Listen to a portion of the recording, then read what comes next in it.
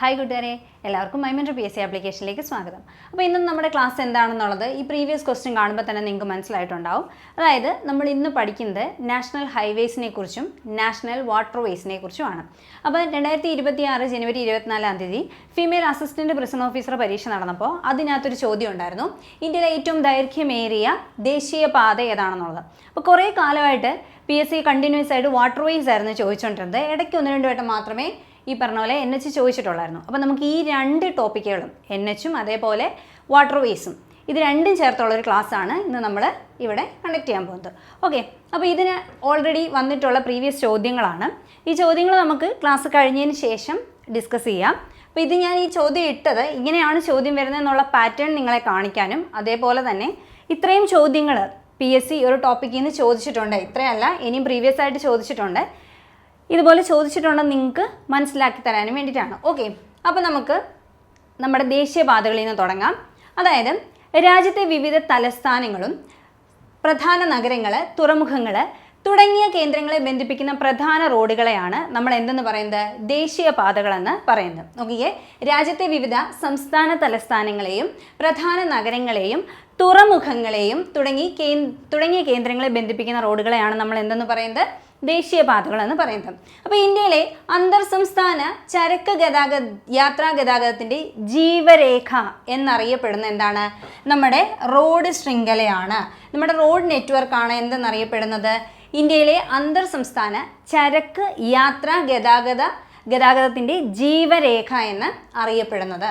ഇനി നോക്കിയേ, ഇന്ത്യയുടെ ദേശീയപാതകളെക്കുറിച്ച് നമ്മൾ പഠിക്കുന്നതിന് മുമ്പ് ആദ്യത്തെ ഇന്ത്യയുടെ പാത നമുക്ക് ഏതാണെന്ന് നോക്കാം. ആദ്യ ദേശീയപാത ഏതാണ്? ഇന്ത്യയുടെ ആദ്യത്തെ ദേശീയപാതയായിട്ട് കണക്കാക്കപ്പെടുന്നത് ഗ്രാൻഡ് ട്രങ്ക് റോഡാണ്. ഗ്രാൻഡ് ട്രങ്ക് റോഡാണ് ഇന്ത്യയുടെ ആദ്യത്തെ ദേശീയപാതയായിട്ട് കണക്കാക്കപ്പെടുന്നത്.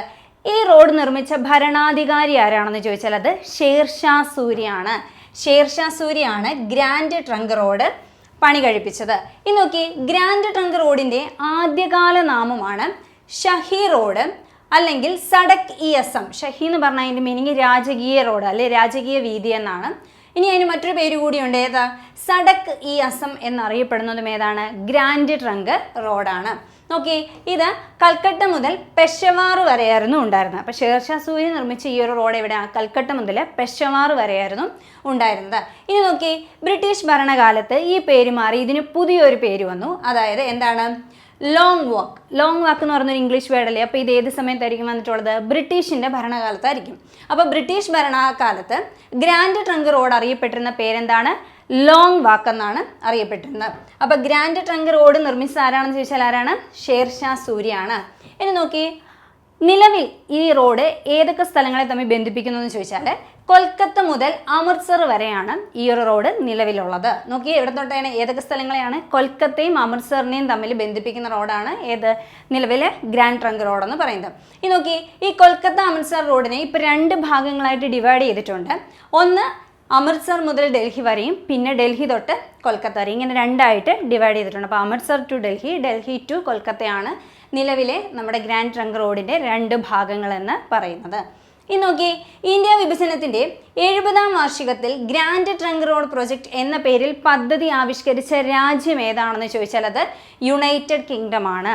നമ്മുടെ ഇന്ത്യ വിഭജനത്തിൻ്റെ 70ാം വാർഷികത്തോടനുബന്ധിച്ച് ഗ്രാൻഡ് ട്രങ്ക് റോഡ് പ്രൊജക്റ്റ് എന്ന പദ്ധതി ആവിഷ്കരിച്ച രാജ്യമാണ് യുണൈറ്റഡ് കിങ്ഡം എന്ന് ഓർത്തിരിക്കുക. ജസ്റ്റ് സ്റ്റേറ്റ്മെൻ്റ് ആയിട്ട് ചോദിക്കാൻ ചാൻസ് ഉണ്ട്. ഇനി നോക്കി, നമ്മുടെ ദേശീയപാതകളിലെ പ്രത്യേകതയാണ് കൊടുത്തിരിക്കുന്നത്. ഇന്ത്യയിലെ ഏറ്റവും വലിയ ദേശീയപാത അല്ലെ ഏറ്റവും നീളം കൂടിയ ദേശീയപാത ഏതാണെന്നാണ് വന്നിരിക്കുന്ന പോയിന്റ്. അപ്പോൾ ഇതാണ് നമ്മുടെ ചോദ്യപേപ്പറിൽ ഫീമെയിൽ അസിസ്റ്റൻറ്റ് പ്രിസൺ ഓഫീസറിന് ചോദിച്ചത്. ഏതാണ്? NH-44 ആണ്. ഇത് ശ്രീനഗറിനെ കന്യാകുമാരിയുമായി ബന്ധിപ്പിക്കുന്ന നമ്മുടെ ദേശീയപാതയാണ്. അപ്പോൾ നമുക്കറിയാം ടോപ്പ് ടു ബോട്ടം അല്ലേ, almost top to bottom connect ചെയ്യുന്ന ഒരു ദേശീയപാതയാണ് ഏതെന്ന് പറയുന്നത്? NH-44 എന്ന് പറയുന്നത്. അപ്പോൾ ഇതിൻ്റെ പഴയ പേരെന്താണ്? NH-7 ആണ്. NH-44 എന്നുള്ളത് നിലവിലുള്ള പേരും ഇതിൻ്റെ പഴയ പേരാണ് NH-7 എന്ന് പറയുന്നത്. ഈ ശ്രീനഗറിനെ കന്യാകുമാരി വരെ ബന്ധിപ്പിക്കുന്ന അല്ലെ ശ്രീനഗറിനെയും കന്യാകുമാരിയും തമ്മിൽ ബന്ധിപ്പിക്കുന്ന ഈ ദേശീയപാതയാണ് ഇന്ത്യയിലെ ഏറ്റവും നീളം കൂടിയ ദേശീയപാത എന്ന് പറയുന്നത്. അപ്പോൾ നോക്കി, ഇനി ഏറ്റവും നീളം കുറഞ്ഞ ദേശീയപാതകൾ ഉണ്ടായിരിക്കുമല്ലോ, അതേതൊക്കെയാണ്? നിലവിൽ ഒന്നല്ല, രണ്ടെണ്ണം ഉണ്ട് നമുക്ക് ദേശീയപാതകൾ. ഏറ്റവും നീളം കുറഞ്ഞ 2 ദേശീയപാതകളുണ്ട്. ഒന്ന് NH548 2 NH118. NH540 NH548 NH118 ഈ 2 ദേശീയപാതകൾ. രണ്ടിൻ്റെയും ലെങ്ത് ഓൾമോസ്റ്റ് 5 കിലോമീറ്റർ ആണ്. നോക്കിക്കേ, NH548 സ്ഥിതി ചെയ്യുന്ന സംസ്ഥാനം മഹാരാഷ്ട്രയും NH118 സ്ഥിതി ചെയ്യുന്ന സംസ്ഥാനം ജാർഖണ്ഡുമാണ്. അപ്പം ഇന്ത്യയിലെ ഏറ്റവും നീളം കൂടിയ ദേശീയപാത, ഇമ്പോർട്ടൻ്റ് ആയിട്ടുള്ള പോയിന്റാണ്. ഓൾറെഡി ഇത് തന്നെ 2 വട്ടം ഇതേപോലെ തന്നെ PSC ചോദിച്ചിട്ടുണ്ട്. അപ്പം ഇന്ത്യയിലെ ഏറ്റവും നീളം കൂടിയ ദേശീയപാത എന്ന് പറഞ്ഞു കഴിഞ്ഞാൽ NH44 ആണ്. കണക്ട് ചെയ്യുന്ന ശ്രീനഗറിനെയും കന്യാകുമാരിയും തമ്മിലാണ്. ഇതിൻ്റെ പഴയ പേര് NH7 എന്നാണ്. ഇനി ഇന്ത്യയിലെ ഏറ്റവും ചെറിയ ദേശീയപാത ഏതാണെന്ന് ചോദിച്ചാൽ അത് ഒന്ന് NH548 ഏത് സംസ്ഥാനത്താണ്? മഹാരാഷ്ട്രയിലും. രണ്ടാമത്തത് NH118 എവിടെയാണ്? ജാർഖണ്ഡിലുമാണ് ഉള്ളത്. ഇതിൻ്റെ ഡിസ്റ്റൻസ് എത്രയാണെന്ന് ചോദിച്ചാൽ 5 കിലോമീറ്റർ ആണ് ഈ ഒരു ദേശീയപാതയുടെ ലെങ്ത് എന്ന് പറയുന്നത്. ഇനി നോക്കിയേ, ഇത് നമ്മൾ 31/12/2024 വന്നിട്ടുള്ള നമ്മുടെ ഗവൺമെൻറ് സൈഡിൽ വന്നുള്ള കണക്ക് പ്രകാരമുള്ള ഒരു ഡേറ്റയാണ് ഇവിടെ കൊടുത്തിരിക്കുന്നത്. അതായത് ഏറ്റവും കൂടുതൽ NHകൾ ഉള്ള സംസ്ഥാനം ഏതാണെന്ന് ചോദിച്ചാൽ അത് മഹാരാഷ്ട്രയാണ്. 102 NHകളാണ് മഹാരാഷ്ട്രയിലുള്ളത്. അപ്പോൾ നോക്കി, ഏറ്റവും കൂടുതൽ നാഷണൽ ഹൈവേകളുള്ള സംസ്ഥാനം ഏതാണെന്ന് ചോദിച്ചാൽ മഹാരാഷ്ട്ര. എത്ര എണ്ണമാണ്? 102 എണ്ണമാണ്. ഇനി ഏറ്റവും കുറവോ? അത് മേഘാലയയിലാണ്, 5 എണ്ണമാണ്. അപ്പം 5 ദേശീയപാതകളുള്ള സംസ്ഥാനം ഏതാണെന്ന് ചോദിച്ചാൽ അത് മേഘാലയയാണ്. 102 എണ്ണമുള്ള മഹാരാഷ്ട്രയാണ് 1ാം സ്ഥാനത്ത് നിൽക്കുന്നത്. ഇനി നോക്കി, NHന് ഏറ്റവും കൂടുതൽ ദൈർഘ്യമുള്ള സംസ്ഥാനമാണ് ഇത്? മഹാരാഷ്ട്ര. അപ്പോൾ നമുക്ക് ഇത് തമ്മിൽ കണക്ട് ചെയ്യാനായിട്ട് പറ്റും. ഏറ്റവും കൂടുതൽ NHകൾ ഏകദേശം 102ഓളം NHകൾ പോകുന്നുണ്ട്. അപ്പോൾ അതുകൊണ്ട് തന്നെ ദൈർഘ്യം ഏറ്റവും കൂടുതൽ ഏതായിരിക്കും? മഹാരാഷ്ട്രയിലാണ്. എത്രയാണ്? 18,462 കിലോമീറ്റർ ആണ് ഈ പറയുന്ന ദൈർഘ്യം, അതായത് NHകളുടെ മഹാരാഷ്ട്രയിലുള്ള ദൈർഘ്യം എന്ന് പറയുന്നത്. നോക്കിയേ, NHന് ഏറ്റവും കുറവ് നീളമുള്ള സംസ്ഥാനം മേഘാലയ അല്ല, ഏതാണ്? ഗോവയാണ്. ഏറ്റവും കുറവ്, എണ്ണത്തിൽ ഏറ്റവും കുറവ് മേഘാലയയും ദൈർഘ്യത്തിൽ ഏറ്റവും കുറവ് ഗോവയുമാണ്. എത്ര കിലോമീറ്റർ ആണ്? 299 കിലോമീറ്റർ മാത്രമാണ് എന്ത്? ഗോവ സംസ്ഥാനത്ത് NHകളുടെ ലെങ്ത് എന്ന് പറയുന്നത്. അപ്പോൾ നോക്കി, ഏറ്റവും കൂടുതൽ NHകൾ എണ്ണത്തിലുള്ളത് മഹാരാഷ്ട്രയാണ്. ഏറ്റവും കൂടുതൽ NHന് ദൈർഘ്യമുള്ളത് മഹാരാഷ്ട്രയാണ്. ഏറ്റവും കുറവ് NHകളുള്ള സംസ്ഥാനം മേഘാലയയാണ്. ഏറ്റവും കുറവ് NHന് ദൈർഘ്യമുള്ള സംസ്ഥാനം ഏതാണ്? ഗോവയാണ്. 299 കിലോമീറ്റർ ആണ് ആ ലെങ്ത് എന്ന് പറയുന്നത്. അതേപോലെ നോക്കിയേ, ഏറ്റവും കൂടുതൽ NHകളുള്ള കേന്ദ്രഭരണ പ്രദേശം, ഏറ്റവും കൂടുതലുള്ളത് ഏതാണ്? ഡൽഹിയാണ്. 12 NHകളാണുള്ളത്. അപ്പോൾ ഡൽഹിയിലാണ് ഏറ്റവും കൂടുതൽ ദേശീയപാതകളുള്ളത്. ഏറ്റവും കുറവ് NHകളുള്ള കേന്ദ്രഭരണ പ്രദേശം ഏതാണെന്ന് ചോദിച്ചാൽ അത് 2 എണ്ണമുണ്ട്.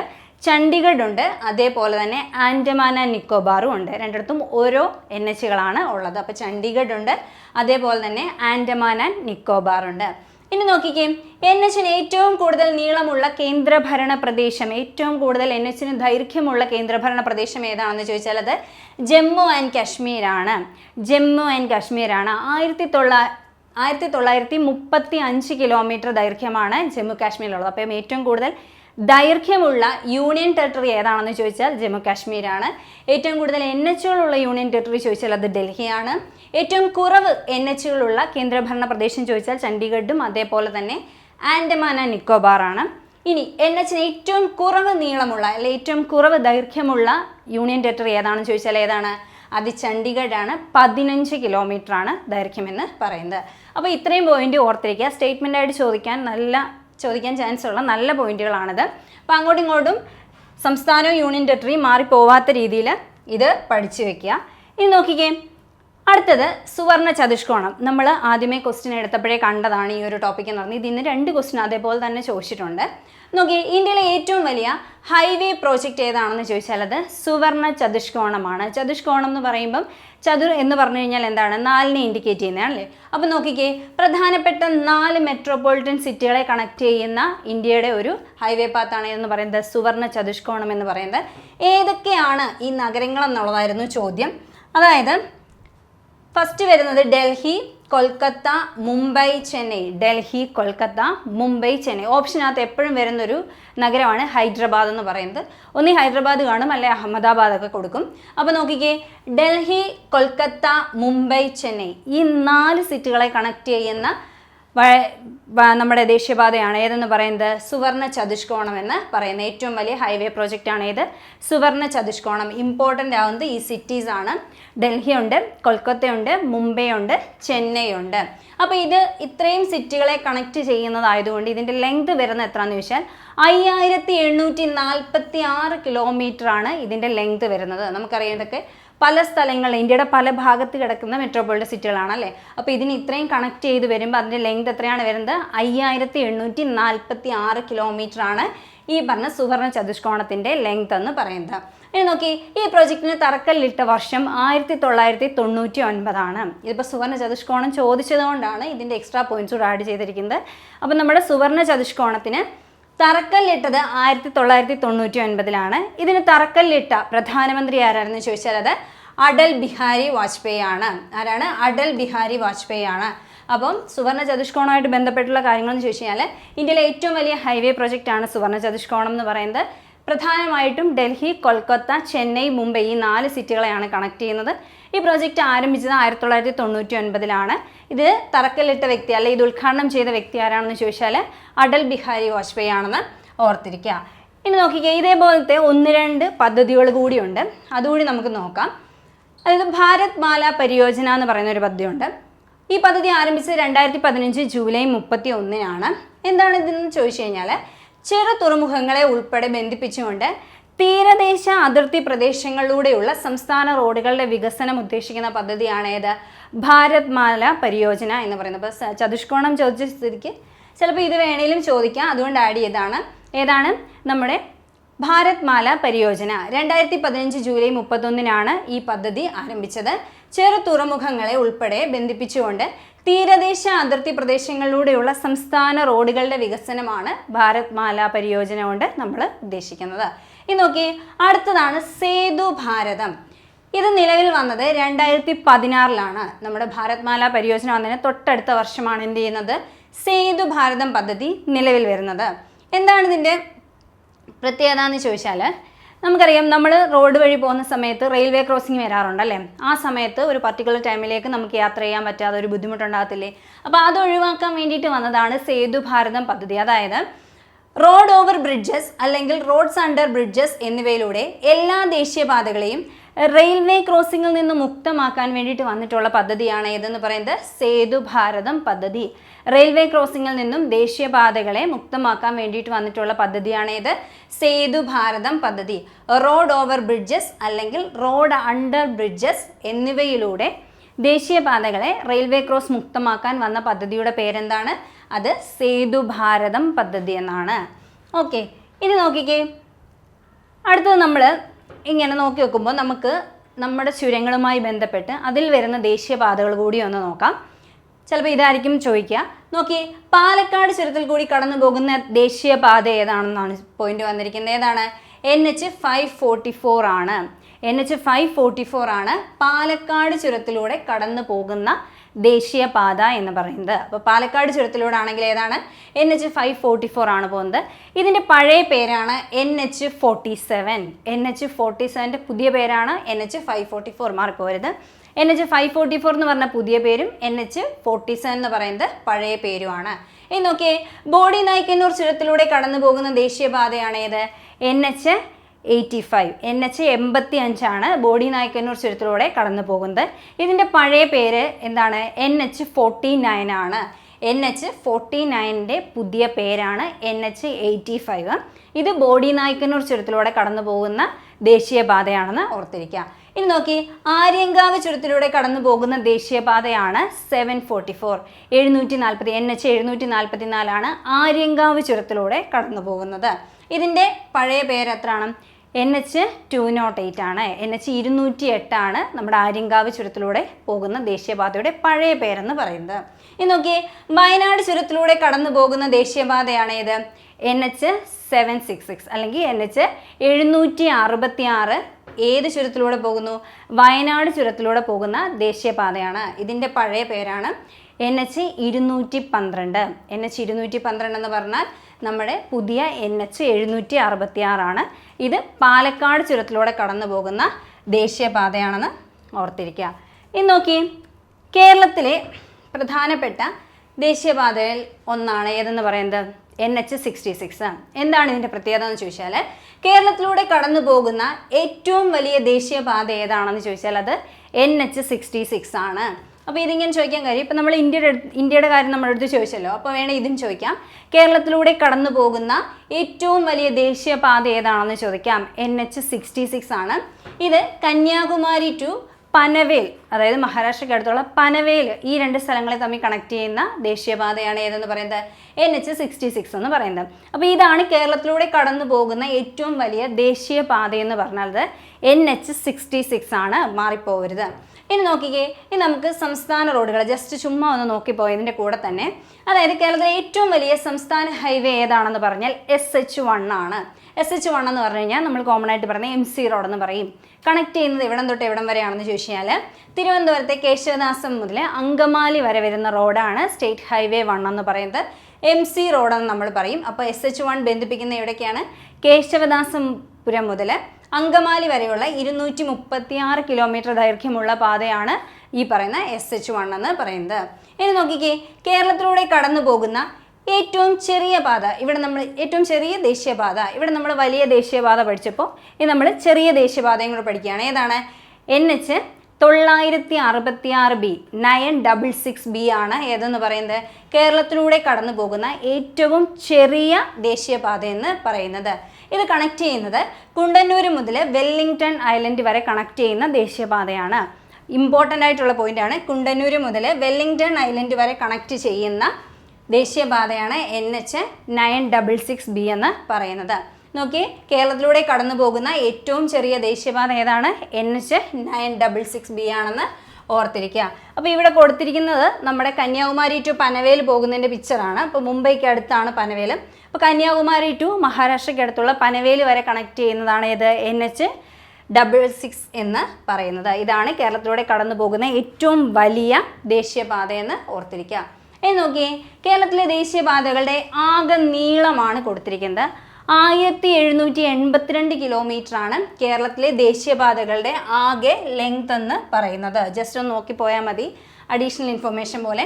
1782 കിലോമീറ്റർ ആണ് കേരളത്തിലെ ദേശീയപാതകളുടെ ആകെ നീളം എന്ന് പറയുന്നത്. കേരളത്തിലൂടെ കടന്നു പോകുന്ന ദേശീയപാതകളുടെ എണ്ണം എത്രയാണെന്ന് ചോദിച്ചാൽ 11 ദേശീയപാതകളാണ് കേരളത്തിലൂടെ കടന്നു പോകുന്നത്. 11 ദേശീയപാതകളാണ് കേരളത്തിലൂടെ കടന്നു പോകുന്നത്. ഇമ്പോർട്ടൻ്റ് ആയിട്ടുള്ളൊരു പോയിൻ്റാണ്. അപ്പോൾ എത്ര ദേശീയപാതകൾ പോകുന്നുണ്ട്? 11 എണ്ണം പോകുന്നുണ്ട്. അപ്പോൾ ഇതിനകത്താണ് ഏത്? NH-66 എന്ന് പറയുന്നത് ഏറ്റവും വലുതും NH-966 എന്ന് പറയുന്നത് ഏറ്റവും ചെറിയതും എന്ന് ഓർത്തിരിക്കുക. ഇനി നോക്കി, കൊച്ചിയെയും ധനുഷ്കോടിയെയും തമ്മിൽ ബന്ധിപ്പിക്കുന്ന ദേശീയപാത ഏതാണ്? NH-85 ആണ്. NH-85 നമ്മൾ നേരത്തെ പഠിച്ചു. NH-49 അല്ലേ? NH-85 ഏതിനെ? ബോഡി നായ്ക്കന്നൂർ ചുരത്തിലൂടെ കടന്നു പോകുന്ന ദേശീയപാതയാണെന്ന് നമ്മൾ പഠിച്ചു. അപ്പോൾ അതാണ് ഏതിനെ തമ്മിൽ കണക്ട് ചെയ്യുന്നത്? കൊച്ചിയെ ധനുഷ്കോടിയുമായിട്ട് കണക്ട് ചെയ്യുന്ന നാഷണൽ ഹൈവേ ഏതാണെന്ന് ചോദിച്ചാൽ അത് NH-85 ആണെന്ന് ഓർത്തിരിക്കുക. ഇനി നോക്കിക്കേ, രാജ്യത്തെ ഏറ്റവും നീളമുള്ള സ്മാർട്ട് റോഡ്, ഇതൊരു കറണ്ട് അഫെയർ പോയിന്റ്സ് ആണ്. ഓൾറെഡി ഇപ്പം നമ്മളെടുത്ത് ചോദിച്ചിട്ടുണ്ടായിരുന്നു സ്റ്റീൽ സ്റ്റാഗ് റോഡൊക്കെ എവിടെയാണെന്ന്. അപ്പോൾ അതുകൊണ്ട് ആഡ് ചെയ്താണ്. നോക്കി, രാജ്യത്തെ ഏറ്റവും നീളമുള്ള സ്മാർട്ട് റോഡ് നിലവിലുള്ള നഗരം ഏതാണെന്ന് ചോദിച്ചാൽ അത് തിരുവനന്തപുരമാണ്. രാജ്യത്തെ ഏറ്റവും നീളമുള്ള സ്മാർട്ട് റോഡ് നിലവിലുള്ള നഗരമാണ് തിരുവനന്തപുരം നഗരം എന്ന് പറയുന്നത്. അപ്പോൾ നോക്കിക്കേ, ഇത് നമ്മുടെ വെള്ളയമ്പലം ടു ചെന്തിട്ട കണക്ട് ചെയ്യുന്ന റോഡാണ്. അപ്പോൾ നോക്കിയേ, രാജ്യത്തെ ഏറ്റവും നീളമുള്ള സ്മാർട്ട് റോഡ് നിലവിലുള്ള നഗരമാണ് ഏതെന്ന് പറയുന്നത് തിരുവനന്തപുരം. ഇനി നോക്കിയേ, രാജ്യത്തെ ആദ്യ ഇലക്ട്രിക് ട്രക്ക് ഇടനാഴി ആരംഭിച്ച സംസ്ഥാനമാണ് കേരളം എന്ന് പറയുന്നത്. രാജ്യത്തെ ആദ്യ ഇലക്ട്രിക് ട്രക്ക് ഇടനാഴി ആരംഭിച്ചത് കേരളത്തിലാണ്. ഇത് നമ്മുടെ ഏത് ദേശീയപാതയുമായി ബന്ധപ്പെട്ടിരിക്കുന്നു വെച്ചാൽ ദേശീയപാത നമ്മുടെ 66, അതായത് NH-66 ബന്ധപ്പെട്ടതാണ് ഏതെന്ന് പറയുന്നത് ഇലക്ട്രിക് ട്രക്ക് ഇടനാഴി എന്ന് പറയുന്നത്. അപ്പോൾ ഇത് മൂന്നും കറണ്ട് അഫെയറിൽ വരുന്നതാണ്. ജസ്റ്റ് ഒന്ന് നോക്കി വെച്ചിരിക്കുക. ഇനി നോക്കിക്കേ, ഇന്ത്യയിലെ ആദ്യത്തെ national highway steel stag road, ഇത് ഓൾറെഡി പ്രീവിയസ് ആയിട്ട് ക്വസ്റ്റ്യൻ വന്നിട്ടുണ്ട്. ഇതിന് ക്വസ്റ്റ്യൻ ഇവിടെ കൊടുത്തിട്ടുണ്ട്. ഇന്ത്യയിലെ ആദ്യ national highway steel stag road ഉദ്ഘാടനം നടന്നത് എവിടെയാണ്? റൂട്ടാണ് ചോദിച്ചിരിക്കുന്നത്. ഏതാണ്? മുംബൈ ഗോവയാണ്. അപ്പോൾ നോക്കിയ ഓപ്ഷൻ ഏത് വരും? സെക്കൻഡ് ഓപ്ഷനാണ് വരുന്നത്. NH66 ആണ് വരുന്നത്. ഏത്? മുംബൈ ഗോവയിലാണ് ഇന്ത്യയിലെ ആദ്യത്തെ national highway steel stag road ഉദ്ഘാടനം നടന്നതെന്ന് ഓർത്തിരിക്കുക. ഇനി നോക്കിയേ, സോനാമാർഗ് തുരങ്കം ഏത് ദേശീയപാതയുമായി ബന്ധപ്പെട്ടിരിക്കുന്നു എന്ന് ചോദിച്ചാൽ അത് NH1 ബന്ധപ്പെട്ടിരിക്കുന്നു. NH1 ഇതും രണ്ട് മൂന്ന് വർഷം മുന്നേ ഉള്ളൊരു കാര്യമാണ്. അപ്പോൾ നമ്മുടെ സോനാമാർഗ് തുരങ്കം എന്ന് പറഞ്ഞു കഴിഞ്ഞാൽ ഈ ടണലിലൂടെ നമുക്ക് ഏത് കാലാവസ്ഥയിലും മഞ്ഞ് വീഴ്ചയുള്ള കാലാവസ്ഥയിലാണെങ്കിൽ പോലും സുഗമമായിട്ട് യാത്ര ചെയ്യാൻ വേണ്ടിയിട്ട് നമ്മൾ ആരംഭിച്ച ഒരു തുരങ്കമാണ് സോനാമാർഗ് തുരങ്കം എന്ന് പറയുന്നത്. അപ്പോൾ ഈ തുരങ്കം ഏത് ദേശീയപാതയുമായി ബന്ധപ്പെട്ടിരിക്കുന്നു എന്ന് ചോദ്യം വരാം. അതേതാണ്? NH1 ബന്ധപ്പെട്ടിരിക്കുന്നു. ഏത്? സോനാമാർഗ് തുരങ്കം എന്ന് പറഞ്ഞാൽ. അപ്പോൾ സോനാമാർഗ് എന്ന് പറഞ്ഞാൽ ഒരു ടൂറിസ്റ്റ് പ്ലേസ് ആണ്. അപ്പോൾ അങ്ങോട്ടേക്കുള്ള യാത്ര ഏത് കാലാവസ്ഥയിലും വളരെ സുഗമമാക്കാൻ വേണ്ടിയിട്ട് നമ്മൾ കൊണ്ടുവന്ന ഒരു തുരങ്കമാണ് സോനാമാർഗ് തുരങ്കം. ജമ്മു കാശ്മീരാണ് സ്ഥലം. അപ്പം ഇത് ഏത് ദേശീയപാതയുമായി ബന്ധപ്പെട്ടിരിക്കുന്നു ചോദിച്ചാൽ NH1 ബന്ധപ്പെട്ടിരിക്കുന്നു എന്ന് ഓർത്തിരിക്കുക. ഇനി നോക്കിക്കേ, അടുത്തത് നമുക്ക് പഠിക്കാനുള്ളത് ദേശീയ ജലപാതകളെ കുറിച്ചാണ്. അപ്പോൾ ദേശീയ ജലപാതകളെ കുറിച്ച് പറയുമ്പോൾ ഏറ്റവും കൂടുതൽ ചോദ്യങ്ങൾ ചോദിച്ചിട്ടുള്ളത് NW3 കുറിച്ച് തന്നെയാണ്. എങ്കിലും നമുക്ക് ബാക്കിയെല്ലാം ഒന്ന് നോക്കാം. അപ്പോൾ നോക്കി, ജലഗതാഗതത്തിൻ്റെ പ്രത്യേകതകൾ എന്തൊക്കെയാണെന്നാണ് കൊടുത്തിരിക്കുന്നത്. അതായത് ഏറ്റവും ചെലവ് കുറഞ്ഞ ഗതാഗത മാർഗ്ഗമാണ്. വൻതോതിലുള്ള ചരക്ക് ഗതാഗതത്തിന് ഏറ്റവും യോജിച്ചിട്ടുള്ള ഗതാഗത മാർഗ്ഗമാണ്. പരിസ്ഥിതി മലിനീകരണം ഉണ്ടാവുകയില്ല. അതേപോലെ തന്നെ അന്താരാഷ്ട്ര വ്യാപാരത്തിന് ഏറ്റവും യോജിച്ചതാണ്. ഇനി ജലഗതാഗതത്തെ നമ്മൾ രണ്ടായിട്ട് ക്ലാസിഫൈ ചെയ്തിട്ടുണ്ട്. ഒന്ന് ഉൾനാടൻ ജലഗതാഗതവും, രണ്ട് സമുദ്ര ജലഗതാഗതവും. ഒന്ന് ഉൾനാടൻ ജലഗതാഗതവും സമുദ്ര ജലഗതാഗതവും. ജസ്റ്റ് ചുമ്മാ ഒന്ന് വായിച്ചിരുന്നാൽ മാത്രം മതി. ഇനി നോക്കിക്കേ, എന്താണ് ഉൾനാടൻ ജലഗതാഗതം എന്ന് പറഞ്ഞു കഴിഞ്ഞാൽ, അതായത് നദികൾ, കായലുകൾ, കനാലുകൾ തുടങ്ങിയ ജലാശയങ്ങളാണ് നമ്മൾ ഉൾനാടൻ ജലഗതാഗതത്തിനായിട്ട് ഉപയോഗിക്കുന്നത്. ഇനി സഞ്ചാരത്തിനും ചരക്ക് ഗതാഗതത്തിനും മാത്രമല്ല, ഉൾനാടൻ മത്സ്യബന്ധനത്തിനും വിനോദസഞ്ചാരത്തിനും നമ്മൾ എന്തിനെയാണ് ആശ്രയിക്കുന്നത്? ഉൾനാടൻ ജലഗതാഗതത്തിനെയാണ് ആശ്രയിക്കുന്നത്. ഇപ്പം വേമ്പനാട് കായലിലൊക്കെ ടൂറിസത്തിന് നമ്മൾ ഒരുപാട് ഉപയോഗിക്കുന്നുണ്ട്. അപ്പോൾ അതൊക്കെ ഏത് കാറ്റഗറി വരുന്നു? ഉൾനാടൻ ജലഗതാഗതത്തിനകത്ത് വരുന്നതാണ്. നദികൾ, കായലുകൾ, കനാലുകൾ തുടങ്ങിയവയിൽ ഗതാഗതത്തിന് നമ്മൾ ഡിപ്പെൻഡ് ചെയ്യുന്നുണ്ടെങ്കിൽ അതിനെയാണ് നമ്മൾ എന്തെന്ന് പറയുന്നത്? ഉൾനാടൻ ജലഗതാഗതം എന്ന് പറയുന്നത്. ഇനി നോക്കിക്കേ, സമുദ്ര ജലപാതകൾ എന്ന് പറഞ്ഞു കഴിഞ്ഞാൽ പ്രധാന തുറമുഖങ്ങളെയും ചെറു തുറമുഖങ്ങളെയും ബന്ധിപ്പിക്കുന്നതാണ് സമുദ്ര ജലപാതകൾ എന്ന് പറയുന്നത്. നോക്കി, ഇന്ത്യയുടെ വിദേശ വാണിജ്യ വ്യാപ്തത്തിൻ്റെ ഏതാണ്ട് 95% മൂല്യത്തിൻ്റെ 75% സമുദ്ര ജലപാതകൾ വഴിയാണ് നീങ്ങുന്നത്. അപ്പം നമ്മുടെ ഈ പറയുന്ന ഫോറിൻ ട്രേഡുമായിട്ട് ബന്ധപ്പെട്ട് നോക്കുമ്പം ഏറ്റവും ഇമ്പോർട്ടൻ്റ് ആയിട്ടുള്ള ഒന്നാണ് ഏതെന്ന് പറയുന്നത്? സമുദ്ര ജലഗതാഗതം എന്ന് പറയുന്നത്.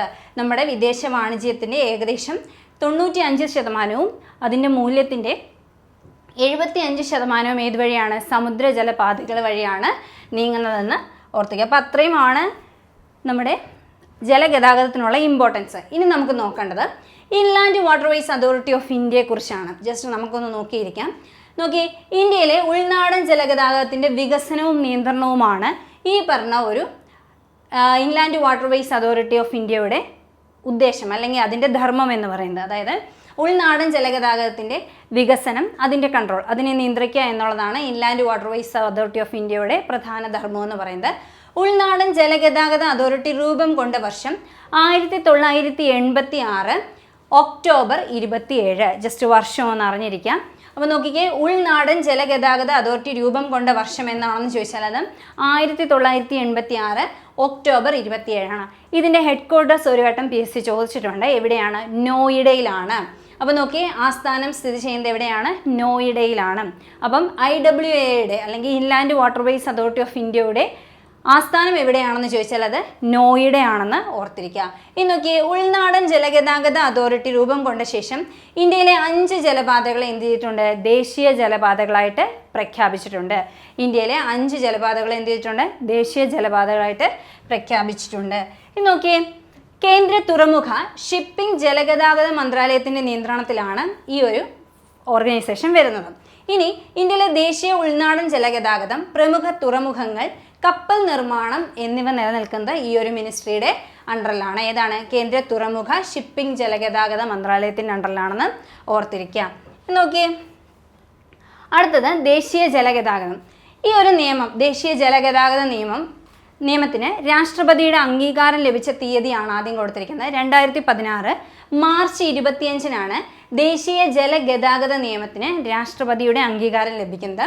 ദേശീയ ജലഗതാഗത നിയമം നിലവിൽ വന്നത് 2016 ഏപ്രിൽ 12-നാണ്. അപ്പോൾ മാർച്ച് 25-ന് രാഷ്ട്രപതി അംഗീകരിക്കുന്നു, ഏപ്രിൽ 12-ന് എന്ത് ചെയ്യുന്നു? നിയമം നിലവിൽ വരുന്നു.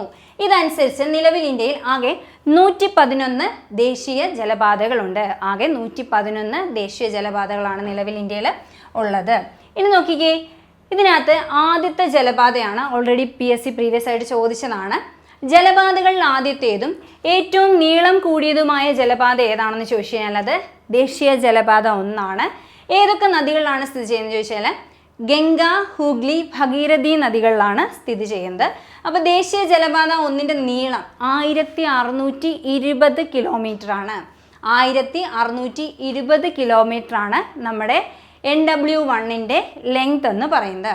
നോക്കി, പശ്ചിമ ബംഗാളിലെ ഹാൽദിയെ ഉത്തർപ്രദേശിലെ അഹമ്മദാബാദുമായിട്ട് കണക്ട് ചെയ്യുന്ന, അല്ലെങ്കിൽ നിലവിൽ നമ്മൾ പറയുകയാണെങ്കിൽ പ്രയാഗ്രാജുമായിട്ട് കണക്ട് ചെയ്യുന്ന ജലപാതയാണ് ഏതെന്ന് പറയുന്നത് നാഷണൽ വാട്ടർവേസ് 1 എന്ന് പറയുന്നത്, NW1 എന്ന് പറയുന്നത്. അപ്പോൾ വെസ്റ്റ് ബംഗാളിനെ ഉത്തർപ്രദേശിലെ അലഹബാദുമായിട്ട്, വെസ്റ്റ് ബംഗാളിലെ ഹാൽഡിയെ ഉത്തർപ്രദേശിനെ അലഹബാദുമായിട്ട് കണക്ട് ചെയ്യുന്ന ദേശീയ ജലപാതയാണ് NW1 എന്ന് പറയുന്നത്. 1620 കിലോമീറ്റർ ആണ് ഇതിൻ്റെ നീളം. നോക്കി, ദേശീയ ജലപാത 1 കടന്നു പോകുന്ന സംസ്ഥാനങ്ങൾ ഏതൊക്കെയാണെന്ന് ചോദിച്ചാൽ അത് ഉത്തർപ്രദേശ്, ബീഹാർ, ജാർഖണ്ഡ്, വെസ്റ്റ് ബംഗാൾ. ഉത്തർപ്രദേശ്, ബീഹാർ, ജാർഖണ്ഡ്, വെസ്റ്റ് ബംഗാൾ ഈ 4 സംസ്ഥാനത്തിലൂടെ 1620 കിലോമീറ്റർ നീളത്തിൽ പോകുന്ന ദേശീയ ജലപാതയാണ് ഏതെന്ന് പറയുന്നത് NW1 എന്ന് പറയുന്നത്. ഇനി നോക്കിക്കേ, 1986 പ്രഖ്യാപിക്കപ്പെട്ട ഈ ദേശീയ ജലപാതയിൽ 4 വിഭാഗങ്ങളായാണ് ഉള്ളത്. 4ആയിട്ട് ഡിവൈഡ് ചെയ്തിട്ടുണ്ട്. അതായത് ഹാൽഡിയ മുതൽ ഫറാക്ക വരെ 560 കിലോമീറ്ററും ഫറാക്ക ടു ബാർഹ് വരെ 400 കിലോമീറ്റർ നീളമുണ്ട്. ഇനി ബാർഹിൽ നിന്ന് ഗാസിപ്പൂരിലേക്ക് 290ഉം ഗാസിപ്പൂർ ടു അലഹബാദ് വരെ എത്രയാ 370 കിലോമീറ്ററുമാണ്. അങ്ങനെ 4ആയിട്ട് ഈ ഒരു പാതയെ ഡിവൈഡ് ചെയ്തിട്ടുണ്ട്. ജസ്റ്റ് ഒന്ന് അറിഞ്ഞിരുന്നാൽ മതി. അപ്പോൾ നോക്കി, 1986 പ്രഖ്യാപിക്കപ്പെട്ടതാണ് ഏതെന്ന് പറയുന്നത് നമ്മുടെ NW1 എന്ന് പറയുന്നത്. അപ്പോൾ ഇതിനെ 4ആയിട്ട് ഡിവൈഡ് ചെയ്തിട്ടുണ്ട്. ജസ്റ്റ് ഒന്ന് നോക്കി വെച്ചിരുന്നാൽ മാത്രം മതി. ഇനി നോക്കിക്കേ, അടുത്തത് ഇതിൻ്റെ ഒരു ഗതാഗത വിസ്തൃതിയും അനുബന്ധ വികസനങ്ങളും ഒക്കെ നടപ്പിലാക്കാൻ വേണ്ടി ആരംഭിച്ചൊരു പദ്ധതിയുണ്ട് NW1-ന്റെ. അതാണ് ജൽമാർഗ് വികാസ് പ്രോജക്റ്റ്. ജൽമാർഗ് വികാസ് പ്രോജക്റ്റ് NW1-നുമായിട്ട് ബന്ധപ്പെട്ടിരിക്കുന്നു, ഓർത്തിരിക്കുക. ജൽമാർഗ് വികാസ് പ്രോജക്റ്റ് ദേശീയ ജലപാത 1-നുമായിട്ട് ബന്ധപ്പെട്ടിരിക്കുന്നു. അതായത് ദേശീയ ജലപാത 1-ന്റെ ഗതാഗത വിസ്തൃതിയും അനുബന്ധ വികസനങ്ങളും നടപ്പിലാക്കാനായിട്ട് ആവിഷ്കരിച്ച പദ്ധതിയാണ് ഏതെന്ന് പറയുന്നത് ജൽമാർഗ് വികാസ് പ്രോജക്റ്റ് എന്ന് പറയുന്നത്. ഓർത്തിരിക്കുക, NW1-നുമായിട്ടാണ് ഈ പ്രോജക്റ്റ് റിലേറ്റ് ചെയ്തിരിക്കുന്നത്. അടുത്ത നോക്കിയേ, ദേശീയ ജലപാത 2. ദേശീയ ജലപാത 2 ഏത് നദിയിലാണ്? ബ്രഹ്മപുത്ര നദിയിലാണ് ഇത് സ്ഥിതി ചെയ്യുന്നത്.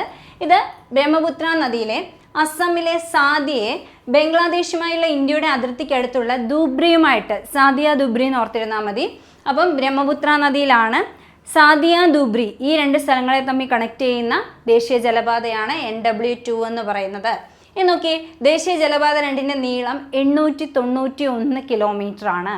891 കിലോമീറ്റർ ആണ് ഇതിൻ്റെ ലെങ്ത് എന്ന് പറയുന്നത്.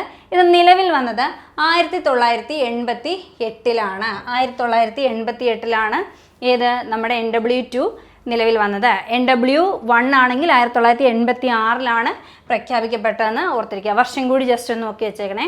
അടുത്തത് ഏറ്റവും ഇമ്പോർട്ടൻ്റ് ആയിട്ടുള്ള, ഒരുപാട് വട്ടം PSC ഒരു സമയത്ത് കണ്ടിന്യൂസ് ആയിട്ട് റിപ്പീറ്റ് ചെയ്ത് ചോദിച്ചിരുന്ന ഒരു ജലപാതയാണ് NW3 എന്ന് പറയുന്നത്.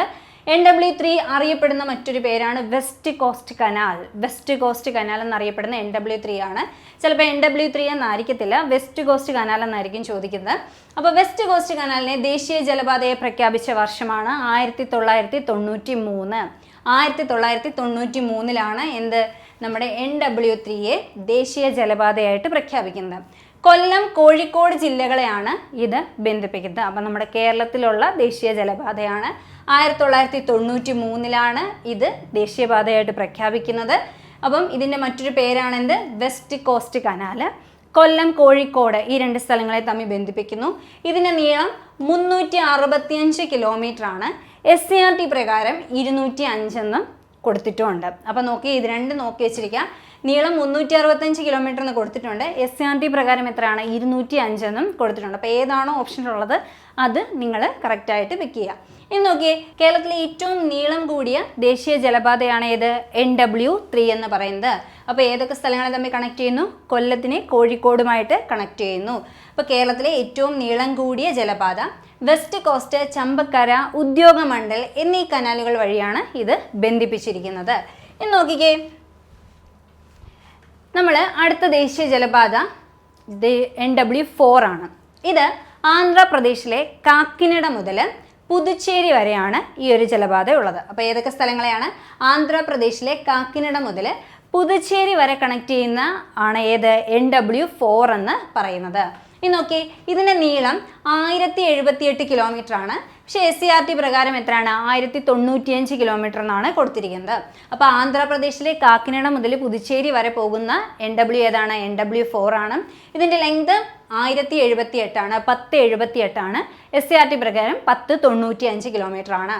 നോക്കിയേ, 2008 നവംബർ 25-ന് ഔദ്യോഗികമായി പ്രഖ്യാപിക്കപ്പെട്ട ഈ ദേശീയ ജലപാത ഗോദാവരി, കൃഷ്ണ നദികളിൽ സ്ഥിതി ചെയ്യുന്നു. അപ്പോൾ ഏതൊക്കെ നദികളിലാണെന്ന് കൂടി നമ്മൾ ഇമ്പോർട്ടൻ്റ് ആയിട്ട് നോക്കി വെച്ചിരിക്കണം. 2008 നവംബറിലാണ് ഇത് ഔദ്യോഗികമായിട്ട് ഈ ഒരു ജലപാത പ്രഖ്യാപിക്കപ്പെട്ടത്. അപ്പോൾ ഇത് ഏതൊക്കെ നദികളിൽ? ഗോദാവരി, കൃഷ്ണ നദികളിലാണിത് സ്ഥിതി ചെയ്യുന്നതെന്ന് ഓർത്തിരിക്കുക. ഇനി നോക്കിയേ, ബക്കിംഗ്ഹാം കനാലുമായി ബന്ധമുള്ള ദേശീയ ജലപാത ഏതാണെന്ന് ചോദിച്ചാൽ അത് NW4 ആണ്. ബക്കിംഗ്ഹാം കനാലുമായിട്ട് ബന്ധമുള്ള ദേശീയ ജലപാത ഏതാണെന്ന് ചോദിച്ചാൽ അത് NW4 ആണെന്ന് ഓർത്തിരിക്കുക. നോക്കിയേ, Kakinada to Puducherry canal system integrated with rivers Godavari and Krishna. പിക്ചറിനകത്ത് ജസ്റ്റ് കൊടുത്തിട്ടുണ്ട്. ഏതൊക്കെയാണ്? നമ്മുടെ ആന്ധ്രാപ്രദേശിലെ കാക്കിനഡ മുതൽ പുതുച്ചേരി വരെ കണക്ട് ചെയ്യുന്നതാണ് ഏതെന്ന് പറയുന്നത്? NW4 എന്ന് പറയുന്നത്. ഇനി നോക്കിയേ, വെസ്റ്റ് കോസ്റ്റ് കനാൽ എന്നറിയപ്പെടുന്ന NW3 അല്ലായിരുന്നോ? എന്നാൽ ഈസ്റ്റ് കോസ്റ്റ് കനാൽ എന്നറിയപ്പെടുന്നത് NW5 ആണ്. അപ്പോൾ NW5നെ അറിയപ്പെടുന്ന മറ്റൊരു പേരാണ് ഈസ്റ്റ് കോസ്റ്റ് കനാൽ എന്ന് പറയുന്നത്. നോക്കിയേ, തൽച്ചർ, ധാംറ എന്നീ സ്ഥലങ്ങളെ ബന്ധിപ്പിക്കുന്നു. അതായത് ഒഡീഷ, പശ്ചിമ ബംഗാളിനെ തമ്മിൽ കണക്ട് ചെയ്യുന്നതാണ് ഏതെന്ന് പറയുന്നത്? നമ്മുടെ NW5 എന്ന് പറയുന്നത്. ഇത് 2008 നവംബർ 25-ന് പ്രഖ്യാപിക്കപ്പെട്ടു. അപ്പം ദേശീയ ജലപാത 4-ഉം ദേശീയ ജലപാത 5-ഉം എന്നാണ് പ്രഖ്യാപിക്കപ്പെട്ടത്? 2028 നവംബർ 25-നാണെന്ന് ഓർത്തിരിക്കുക. ഇനി ഒഡീഷയെ പശ്ചിമ ബംഗാളുമായിട്ട് കണക്ട് ചെയ്യുന്ന ദേശീയ ജലപാത ഏതാണെന്ന് ചോദിച്ചാൽ അത് ദേശീയ ജലപാത 5 ആണ്. നോക്കി, ഇതിൻ്റെ നീളം 588 കിലോമീറ്റർ ആണ്. SCERT പ്രകാരം എത്രയാണ്? 623 കിലോമീറ്റർ എന്ന് കൊടുത്തിട്ടുണ്ട്.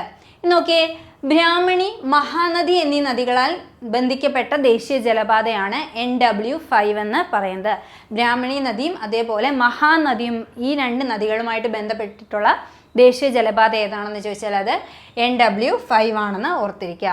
ഇനി നോക്കിയേ, കേരളത്തിലെ ദേശീയ ജലപാതകൾ ഏതൊക്കെയാണെന്ന് നമുക്ക് ഒന്നും കൂടി ജസ്റ്റ് ഒന്ന് നോക്കാം.